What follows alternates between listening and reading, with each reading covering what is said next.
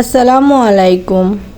Nahid সুইশ cooking রুমে স্বাগতম জানাচ্ছি আজকের রেসিপি দেখার জন্য। এই রেসিপিটাকে অনেকে বলে সুজির কেক, সুজির বড়া পিঠা বা সুজির পান্তুয়া, অনেক নামেই বলা হয়। তো আমি আজকে মাত্র 2-3টা উপকরণ দিয়ে এই পিঠাটা তৈরি করে দেখাবো।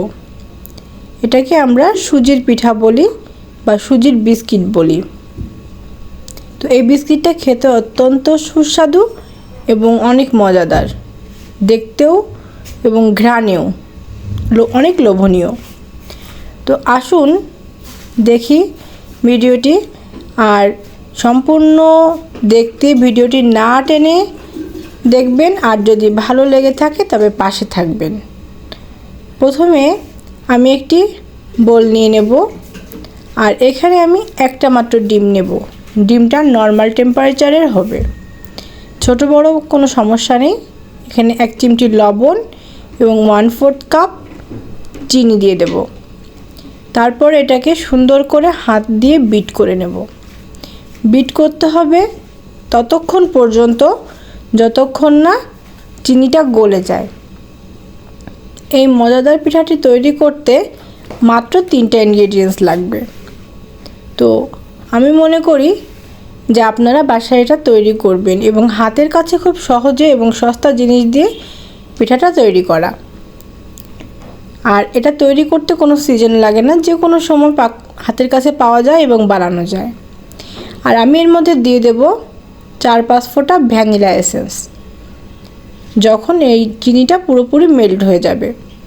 তো এই ভ্যানিলা এসেন্সটা আমার ভালো লাগে, এজন্য আমি দিই। আপনারা চাইলে এর মধ্যে অন্য যে কোনো এসেন্স দিতে পারেন।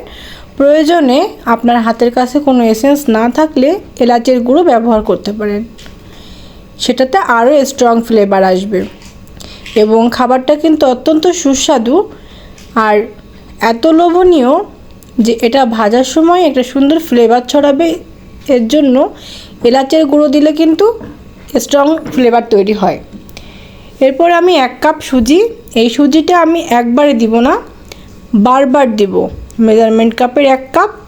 তো এটা আমি মোট 3 বারে মিশিয়েছি এবং খুব ভালো করে বিট করতে হবে যেন সুজিটা পুরো এর সাথে মিশে যায়। এটা যখন বিট করা হবে, ডিম আর চিনির সাথে মেশানো হবে, তখন কিন্তু এরকম আঠালো অবস্থায় থাকবে, স্টিকি থাকবে। তো এইভাবে থাকলে চিন্তার কোনো কারণ নেই। খুব ভালোভাবে মেশানো হয়ে গেলে এটাকে আপনারা কোনো একটা র্যাপিং পেপার দিয়ে র্যাপ করে রাখতে পারেন, অথবা আমি যেভাবে রেখেছি এভাবে রাখতে পারেন। তো বিটটা প্রথমে খেয়াল করতে হবে যে বিটটা যেন ভালো হয়, এরকম ক্রিমি টাইপের হয়। আর এই ছিল উপকরণ। এরপর এটাকে আমি খুব সুন্দর করে নর্মাল টেম্পারেচারে একটা কাচের ঢাকনা দিয়ে ঢেকে দেব, যাতে উপরে কোনো শক্ত লেয়ার না পড়ে। আগলা করে রাখলে শক্ত লেয়ার পড়তে পারে। আধা ঘন্টা থেকে 1 ঘন্টা মিনিমাম। এটা খুব সুন্দর করে বিট হয়ে গেছে, বসে গেছে, শক্ত হয়ে গেছে, দেখতে পাচ্ছেন। এটা আবার ভাজতে চলে যাব। ভাজতে হবে ডুবো তেলে। ডুবো তেলে যদি না ভাজতে চান তবে এই পরিমাণ তেল নেবেন যাতে করে পিঠাটা ভাজার পরে ভেসে উঠতে পারে, যেমনটা আমি নিয়েছি। এরপরে আপনারা যারা হাত দিয়ে সুন্দর করে শেপ দিয়ে ছাড়তে পারেন তারা হাত দিয়ে সুন্দর করে শেপ দিয়ে ছাড়বেন। আমি আবার হাত দিয়ে ছাড়তে গেলে তেল আমার হাতে উঠে এসে ফোসকা পড়ে যায়, এজন্য আমি চামচের আশ্রয় নিয়েছি। যারা আমার মতন একটু কাজে গাফলতি করা পছন্দ করেন তারা এভাবে চামচ দিয়ে ছাড়তে পারেন। চামচ দিয়ে এভাবে অনেকগুলো দিব, যে কটা ধরে। এটা দেওয়ার পরে কিন্তু ফুলে উঠবে এবং কিছুক্ষণের মধ্যেই ভেসে উঠবে, এবং ভাজতে কিন্তু খুব কম সময় লাগবে। এটা কিন্তু মিডিয়াম টু লো আঁচে ভাজতে হবে। আর দেওয়ার সাথে সাথে দেখা যাবে কি ভেতর থেকে বাদামি হয়ে গেছে। খেয়াল রাখবেন যেন পুড়ে না যায় এবং খুব সুন্দর একটা ফ্লেভার তৈরি হবে। এই বিস্কিটটা তৈরি করার সময় আমার 3টা ব্যাচে ভাজতে হয়েছে। আমি যে পরিমাণ সুজি নিয়েছিলাম তাতে করে 3 বারে আমি ভেজেছি। আপনাদের যে কবারে লাগবে করে নেবেন, কিন্তু খেয়াল রাখবেন যেন ডুবো তেলে ভাজা হয়। ডুবো তেলে মিডিয়াম টু লো আঁচে না ভাজলে কিন্তু এটার ভেতরের অংশটা কাঁচা রয়ে যাবে। এজন্য ভাজাটা কিন্তু ভালো হতে হবে।